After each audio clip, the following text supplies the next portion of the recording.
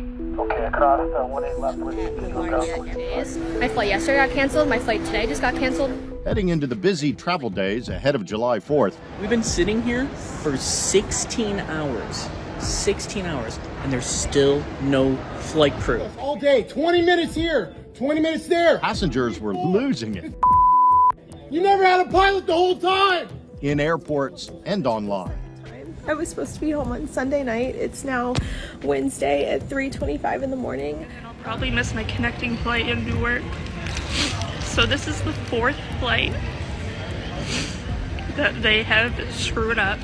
Data we obtained shows from June 24th to 27th, airlines delayed 32,000 flights, canceled 6,300 outright, impacting as many as 500,000 passengers. Like, what is happening? Somebody tell me what's going on. What's disconcerting is this may just be the beginning. Our investigation found that the shortage of pilots, mechanics, and air traffic controllers could cause delays and backups for years. We analyzed data that shows the industry is short 17,000 pilots, 12,000 aviation mechanics, and 3,000 air traffic controllers. My flight was not canceled due to weather. My flight was canceled because they did not have enough crew. Airlines frequently blame the weather for delays, but a staffing shortage makes them worse. And it shows in the numbers from that June weekend. 25% more delays than from the same period last year.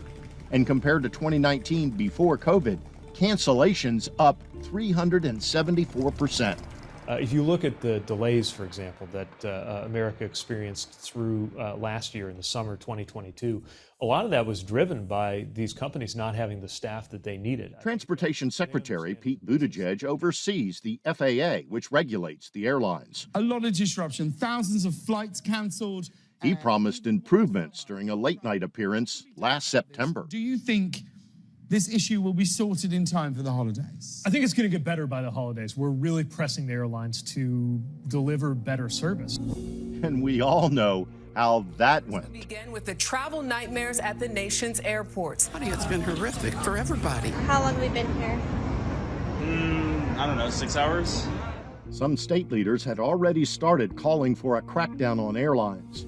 In December, 36 attorneys general asked that Buttigieg force airlines to advertise and sell only flights they have adequate personnel to fly and support. U.S. senators wrote to the CEOs of major airlines last summer, saying roughly 40% of the delays were apparently due to circumstances within the airline's control, the highest figure in over a decade. Should you be telling airlines to stop making promises they can't keep? Well, we're not just saying it, we're enforcing it. If an airline is knowingly flying an unrealistic schedule, there are going to be consequences. Do you need to do more? We are holding the airlines accountable for anything under their control. So we're not going to slap a fine on them because they got hit with bad weather. But if they're running a schedule that they can't service because they don't have the staff to do it, we're going to hold them accountable for that. We're investigating a number of airlines right now over their scheduling practices. This shortage is real. It's impacting everyone who engages in air travel, and it's an issue we have to address.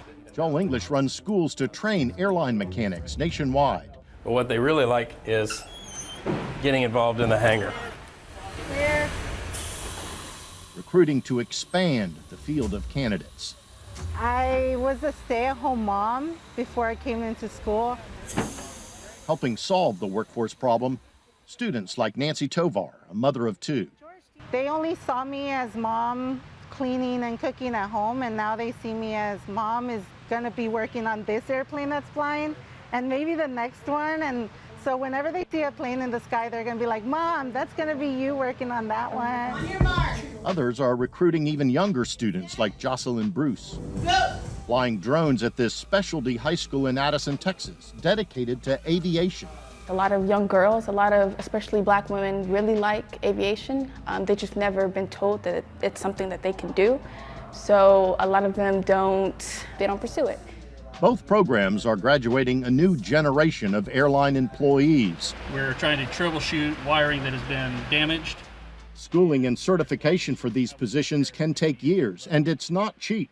Mechanics can pay over $50,000, pilots more than $100,000. Does the government need to do more to attract these students by offering scholarships and grants? I don't believe that taxpayers should pay for something that companies should be doing on their own.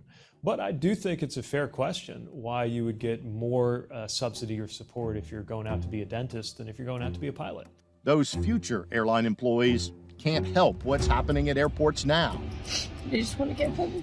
More years of this before it gets better. The future of flying. Flight is canceled. To give you an idea how bad this problem is, consider this. While the number of people flying is up 23% nationwide over the last decade, the number of mechanics working on airplanes is down 5%. Air traffic controllers down 11%. And while the number of pilots is up 11%, experts tell us that's not enough to outpace retirements and meet increasing demand. I'm Stephen Stock, CBS News.